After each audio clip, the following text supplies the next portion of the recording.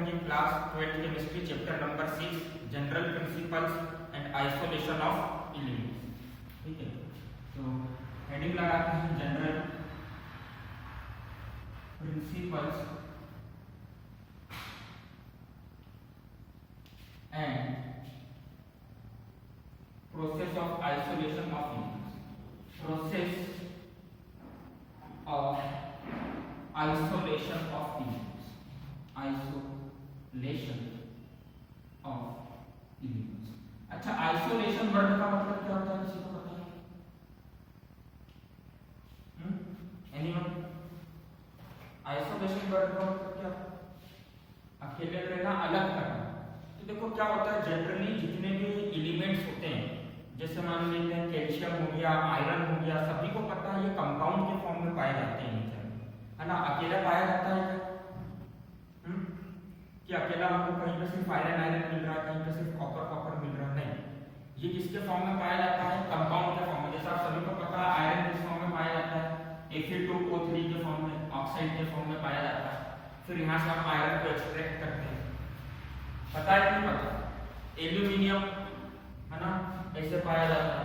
तो बेसिकली अगर हम देखें तो कुछ ही ऐसे एलिमेंट है जो कि फ्री स्टेट में पाए जाते हैं। फ्री स्टेट में पाए जाते हैं मतलब एज इट इज पाए जाते हैं। जैसे कार्बन, कार्बन नेचर में हमको एज इट इज मिल जाए। कहाँ से मिलता है कार्बन? लकड़ी, वुड, कोल, ये सब किसका एग्जाम्पल है? ठीक है, कार्बन बेस्ड प्रोडक्ट का एग्जाम्पल है। ठीक है, और दूसरी चीज हम देखते हैं कौन कौन सी चीजें जो हमको ऐसे एज इट इज मिल जाती है ना। तो कार्बन हो गया, और देखो के अंदर ही आपको फर्स्ट पैराग्राफ में दे रखा है उन्होंने कौन कौन सा ऐसा है जो चीजें हमको काफी इजीली मिल जाती है। तो कार्बन, सल्फर, गोल्ड और नोबल गैसेस।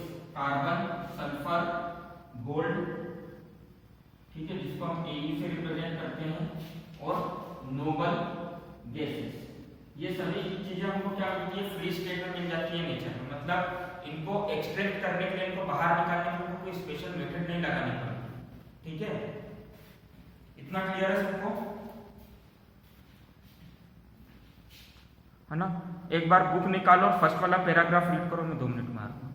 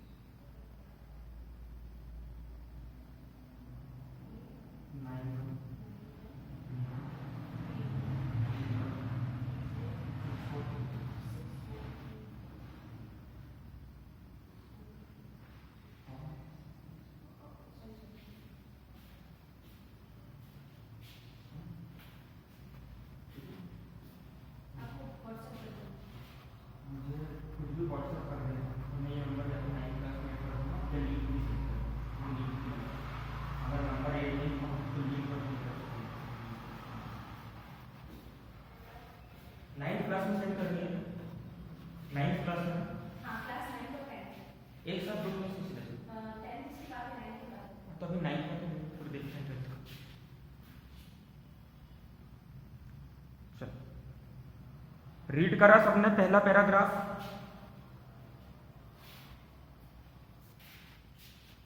है ना। तो देखो पहले पैराग्राफ में उन्होंने यही बोला है कि जितने भी एलिमेंट्स हैं, जैसे उन सभी एलिमेंट्स में से हम बात करते हैं कुछ सिलेक्टेड एलिमेंट, जैसे कार्बन हो गया, सल्फर हो गया, गोल्ड हो गया, और नोबल गैसेस हो गई। नोबल गैसेस व्हिच मींस अपन ने पढ़ा था नोबल गैस वाली फैमिली, हीलियम, नियॉन, आर्गन, है ना, क्रिप्टन, ठीक है, ज़ेनॉन और रेडॉन। ठीक, ये वाली जो फैमिली होगी ये सभी कैसे पाई जाती है? फ्री स्टेट में पाई जाती है, मतलब एज इट इज नेचर में पाई जाती है। इनको मतलब प्यूरिफाई करने के लिए या इनको बाहर निकालने के लिए कोई स्पेशल मेथड नहीं लगानी पड़ती।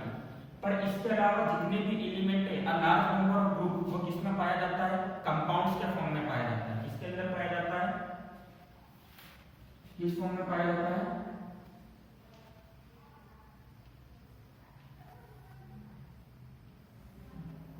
किसके फॉर्म में पाया जाता है, कंपाउंड्स के फॉर्म। अब कंपाउंड्स के फॉर्म में पाया जाता है, जैसे मान लो अगर आपको सोडियम निकालना है, सोडियम मेटल प्रेजेंट है NaNO3 के फॉर्म में, तो आप क्या करोगे, अगर आपको प्योर सोडियम निकालना है तो अपन क्या चाहेंगे, इसके अंदर से हम NO3 को अलग कर दें, यही चाहेंगे ना अपन, जल्दी बताओ, है ना। जैसे आपने सुना होगा कैल्शियम ऐसे फ्री स्टेट में नहीं मिलता, कैल्शियम ऐसे मिलता है कैल्शियम कार्बोनेट के फॉर्म में, पर लेड के अंदर हमको कैल्शियम मेटल मिल जाता है। तो उसका मतलब क्या, कैल्शियम कार्बोनेट से हम क्या अलग कर देते हैं, CO3 कार्बोनेट ग्रुप को अलग कर देते हैं। तो किसी भी एलिमेंट के कंपाउंड में से अनवांटेड पार्ट को हटाना, है ना, लिख लो अच्छे से साइड में, किसी भी एलिमेंट्स को एक्सट्रैक्ट करते समय उसके कंपाउंड में से अनवांटेड पार्ट को हटाने की प्रोसेस को हम क्या बोलते हैं, आइसोलेशन। समझ में आ गया? लिखवाऊंगा इसकी डेफिनेशन, अभी के लिए बस इतना समझ लो। आइसोलेशन का मतलब क्या है कि आपको कोई भी एलिमेंट अगर निकालना है तो वो किस फॉर्म में प्रेजेंट है, कंपाउंड के फॉर्म में प्रेजेंट है, तो उसके अंदर से जो अनवांटेड पार्ट है उसको हटाना, उसी प्रोसेस को हम क्या बोलेंगे, क्या बोलेंगे इस प्रोसेस को। अच्छा, अब एक चीज बताओ, जैसे मान लो मेरे को आयरन निकालना है, तो आयरन मान लेते हैं अपन, आयरन का आप देखोगे तो आयरन कितने सारे कंपाउंड्स के फॉर्म में प्रेजेंट करता है ना। जैसे अर्थ से मैंने फैक्ट्री डाली आयरन निकालने की, Fe2O3 के फॉर्म में है, Fe3O4 के फॉर्म में है, FeCO3 के फॉर्म में है और FeS2 के फॉर्म। इतने सारे फॉर्म में अगर आपका आयरन प्रेजेंट है ना, तो किसमें से निकालना चाहिए, हम किसको मिनरल बोलेंगे। फॉर एग्जांपल जैसे ABCD ऐसे 4 अलग अलग कंपाउंड्स के फॉर्म में, अलग अलग कंपाउंड्स में आयरन प्रेजेंट है, ABC, ठीक है, ऐसे 3 अलग अलग कंपाउंड्स के फॉर्म में आयरन प्रेजेंट है। अब यहाँ पर हम क्या देख रहे हैं कि यहाँ पर आयरन प्रेजेंट है 2% और इम्प्योरिटी प्रेजेंट है 98%, यहाँ पर आयरन प्रेजेंट है 40% और इम्प्योरिटी प्रेजेंट है 60%। इस कंपाउंड के अंदर आयरन का मास परसेंटेज है कितना, 80% और इम्प्योरिटी है 20%। बता हम किसको मिनरल बोलेंगे, मिनरल किसको बोलेंगे, हम मिनरल किसको बोलेंगे, बी को, सी को नहीं बोलोगे। मिनरल किसको बोलेंगे और ओर्स किसको बोलेंगे, देखो बहुत इंपॉर्टेंट चीजें समझने के लिए। बचपन से आप लोग कंफ्यूज होते हो कि मिनरल क्या है और ओर्स क्या है, ठीक है। तो किसको मिनरल बोलेंगे और किसको ओर बोलेंगे। देखो मिनरल हम तीनों को बोलेंगे, मिनरल हम तीनों को बोलेंगे। क्यों मिनरल हम तीनों को बोलेंगे, क्योंकि तीनों के अंदर आयरन प्रेजेंट है ना। जो भी हमको एलिमेंट को एक्सट्रैक्ट करना है, जिस भी एलिमेंट को हम निकालना चाहते हैं अर्थ के क्रस्ट के, मतलब ये रॉक्स में से, है ना, उनके अंदर ये एलिमेंट प्रेजेंट है, इसलिए इन सभी को हम क्या बोलेंगे, मिनरल बोलेंगे। पर हम और सिर्फ उसको बोलेंगे जिससे हम सक्सेसफुली ज्यादा क्वांटिटी में कम एफर्ट के साथ में क्या निकाल सके, हमारे एलिमेंट्स को निकाल सके। तो ओर्स किसको बोलोगे आप, ओर्स किसको बोलोगे,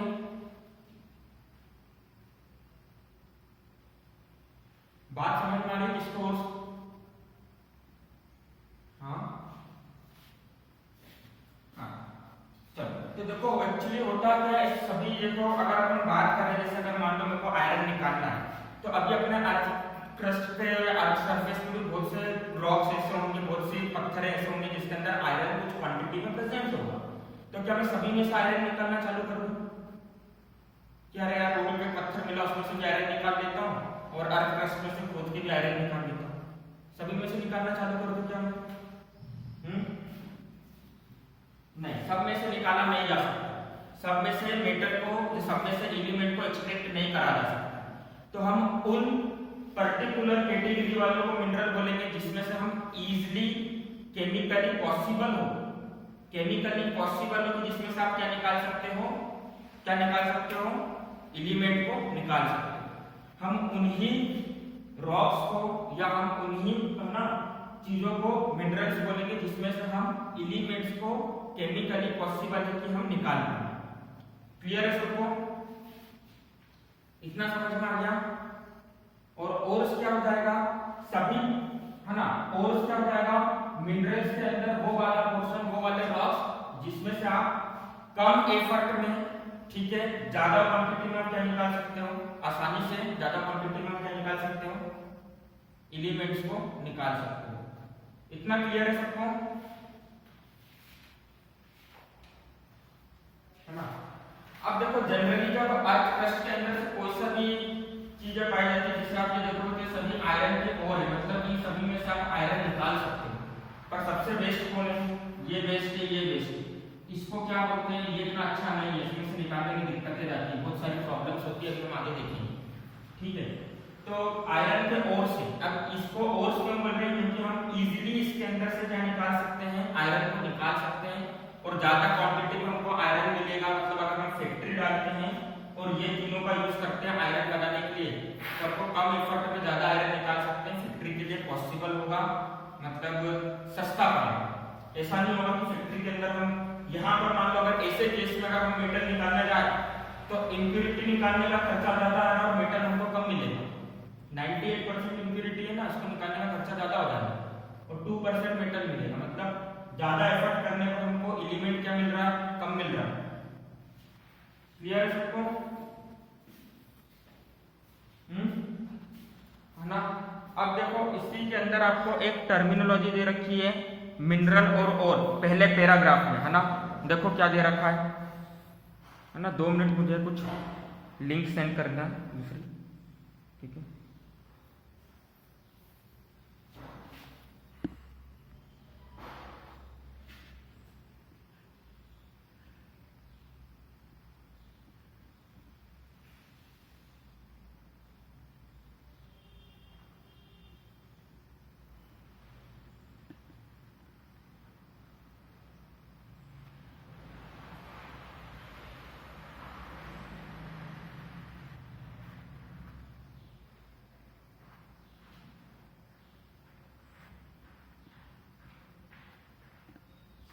हाँ, मैं बस रीडिंग कर रहा हूँ।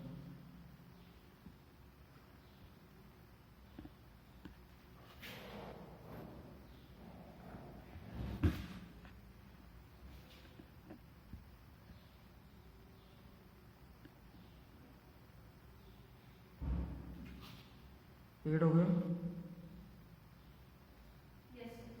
है ना? देखो इसमें सिर्फ अभी एडमिन लिंक पहुंचा सकते हैं, तो मुझे तुमको एडमिन बनाना पड़ेगा। 2 मिनट में एडमिन बनाना।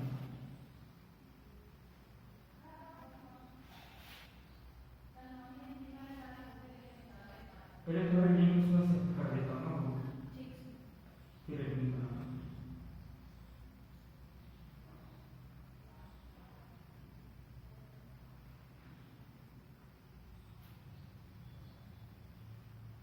तुम लिंक चालू करो, क्लास नहीं के स्टूडेंट आए। हाँ, जूम पे चालू कर दो, मुझे लिंक भेज दिया मैंने क्लास में। स्टार्ट कर। हाँ, क्लास में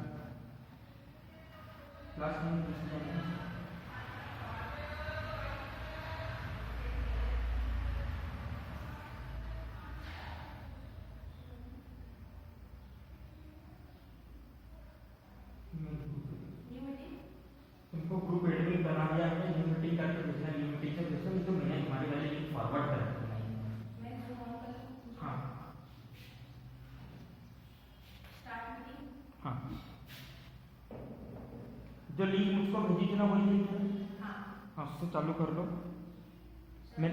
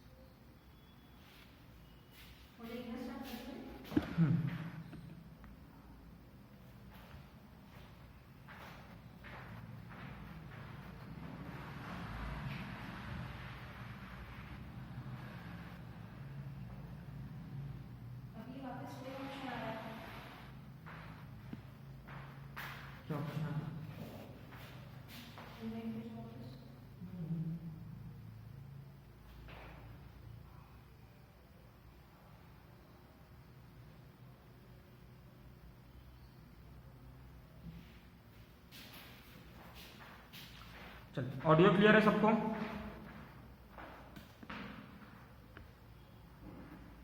क्लास 12 ऑडियो क्लियर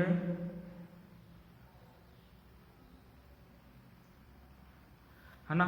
चलो, तो हम आगे एक बात बढ़ाते हैं। तो इसके अंदर देखो क्या होता है, बेसिकली जितने भी दूसरे एलिमेंट, इनको छोड़ के carbon, sulphur, gold, noble gas को छोड़ के पाए जाते हैं, वो कंपाउंड के फॉर्म में पाए जाते हैं।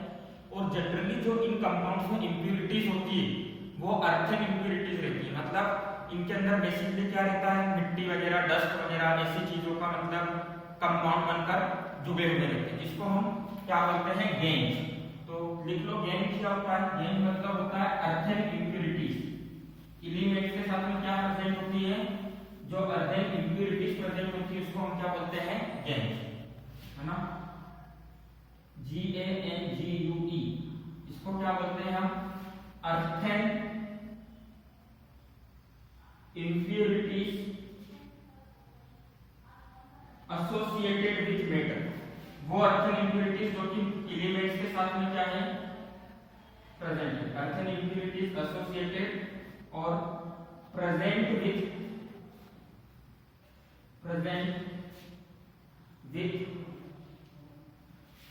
एलिमेंट्स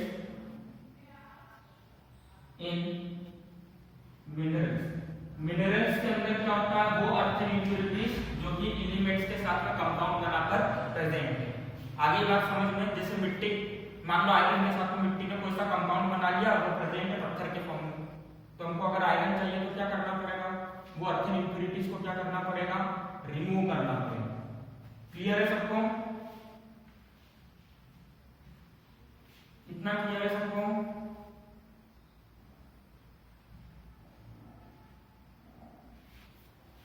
ठीक है, अब ओर्स की डेफिनेशन लिख लो। अभी मैंने बताया था मिनरल तो हम तीनों को बोलेंगे क्योंकि तीनों में एलिमेंट है। ओर्स किसको बोलेंगे, जिसमें से हम आसानी से क्या निकाल सके, एलिमेंट्स को निकाल सके। तो ओर्स क्या हो जाएगा, minerals from which elements can be extracted efficiently मतलब आसानी से, कम कॉस्ट में, है ना, तो बिना इन्वायरमेंट को पॉल्यूट कर, आसानी से कम कॉस्ट में बिना इन्वायरमेंट को पॉल्यूट कर। Minerals from which elements can be extracted efficiently is called ores। मतलब ores भी क्या है, एक तरीके से मिनरल्स है, पर क्या सभी मिनरल्स को हम ores बोलेंगे? सोच के बताओ, क्या सभी मिनरल्स को हम ores बोलेंगे, है ना? नहीं बोलेंगे, सभी मिनरल्स को हम ores नहीं बोलेंगे। हम ores उन्हीं मिनरल्स को बोलेंगे जिसमें से हम एलिमेंट्स को इफिशिएंटली बाहर निकाल सकते हैं। ठीक है, क्लियर है सबको, है ना? अब देखो, किसी भी ओर्स में से जब हम एलिमेंट को बाहर निकालते हैं तो कुछ प्रोसेस करना पड़ेगा।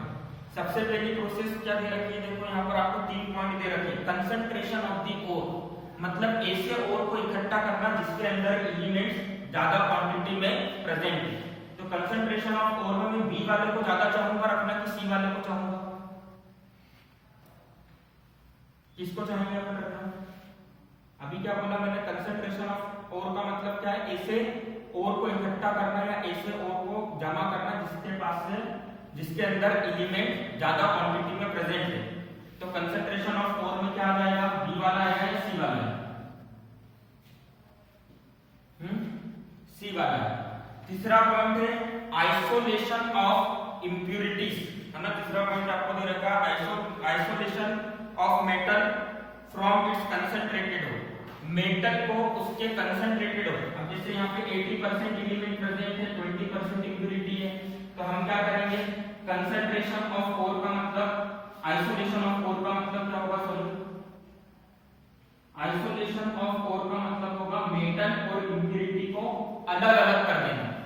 ठीक है, तो आइसोलेशन ऑफ ओर की डेफिनेशन लिख लो, ये लिख लिया सबने?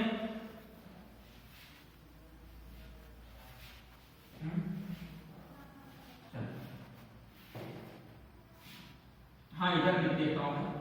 आइसोलेशन का मतलब क्या होता है? देखो जनरली जो हमारा ओर्स होता है उसके अंदर कौन कौन प्रेजेंट होता है? मेटल और इम्प्यूरिटीज, है ना। अब ये इम्प्यूरिटीज मोस्टली 70 से 80% टाइम्स क्या होती है? ये इम्प्यूरिटीज जो होती है वो क्या होती है? अर्थन इम्प्यूरिटीज होती है। मतलब क्या होता है? क्या होता है? गैस के फॉर्म में होती है, ठीक है। तो आइसोलेशन प्रोसेस में हम क्या करते हैं? फिजिकल प्रॉपर्टीज के बेसिस पर या केमिकल प्रॉपर्टीज के बेसिस पर हम तरीके लगाते हैं जिससे कि हम मेटल और इम्प्यूरिटी को क्या कर सके? अलग अलग कर सके। क्या कर सके हम? मेटल और इम्प्यूरिटीज को क्या कर दें? अलग अलग कर दें, ताकि क्या हो गया? हमारे काम में आ जाएगा मेटल और इम्प्यूरिटीज को हम अलग दूसरी चीजों में यूज कर लेंगे। क्लियर है सबको? है ना। अब मेटल की जगह ऐसा नहीं कि हर बार हम मेटल, है ना, उससे दूसरा एलिमेंट यूज सकता, ठीक है। क्लियर है सबको? आइसोलेशन प्रोसेस, है ना। आइसोलेशन प्रोसेस का मतलब क्या है? सिंपल सा क्या प्रोसेस? आइसोलेशन का सिंपल सा डेफिनेशन क्या हो जाएगा? The removal of impurities from the metal ores is known as isolation. Impurities को मेटल ओर में से रिमूव करने की प्रोसेस को हम क्या बोलेंगे? आइसोलेशन बोलेंगे। क्लियर है सबको? ठीक है। फिर नेक्स्ट हम बात करेंगे ये जो मेटल मिला है, अभी इसके अंदर देखो मेजर इम्प्यूरिटीज हमने बाहर निकाल दी है, पर अभी भी इसको क्या करना बाकी रह गया? प्यूरिफिकेशन इसका थोड़ा सा बाकी रह गया, है ना। तो तीसरी प्रोसेस में हम इसको कंप्लीट प्यूरिफिकेशन करेंगे, फिनिशिंग वाला पोर्शन देंगे, मतलब इसके अंदर हम शाइन वगैरह डालेंगे, है ना, या हम इसके अंदर थोड़ा बहुत जो और इम्प्यूरिटीज प्रेजेंट है उसको भी हम रिमूव कर देंगे। क्लियर है सबको? ये तीन प्रोसेस आपको याद रखनी है। तो पहली प्रोसेस क्या थी? देखो बुक के अंदर दे रखा है, उसको टिक लगा लो। पहली प्रोसेस क्या है? Concentration of the ore. Second process क्या है आपका? Isolation of the metal from its concentrated ore. और सबसे लास्ट प्रोसेस क्या है? Purification of metal. दिख गया सबको? है ना। लिख लो ना।